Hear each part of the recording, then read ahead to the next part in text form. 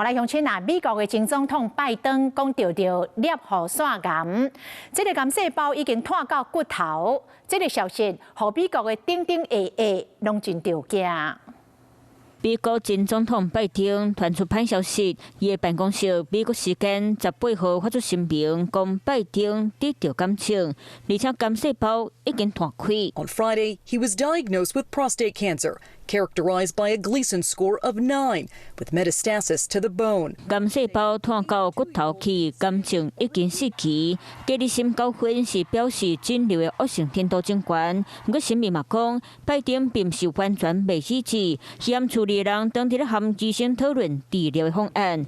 拜登就咁嘅消息传出来，美国顶下大家拢真意外。现任总统川普嘛特别抱怨，希望拜登赶紧好利利。We extend our warmest and best wishes to Jill and the family, and we wish Joe a fast and successful recovery. 拜登进前的副手，美国前副总统贺锦丽嘛抱怨讲，拜登是战士，会当面对癌症的挑战。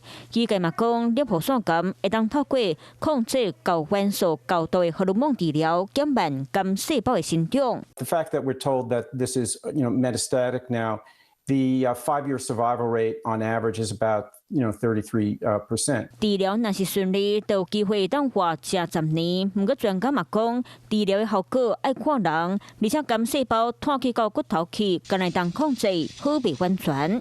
So at some point, that strategy will stop working, and we can cross our fingers and hope that it works for many years. If we're unlucky, it might only work for 6 months, 12 months, but that would really be disappointing. 拜登过去2-3年一直防这期健康有问题，最近冒出含落行动药了，拜登的记号含表达的能力不好。美国癌症专家是认为，拜登选举时身体状况就不好，这应该甲癌症无关系。不过拜登含处理的人过去一直拢含肿瘤得无效。拜登1988年捌动过脑动脉瘤的手术，伊的大汉后生抱喜是因为脑癌过身。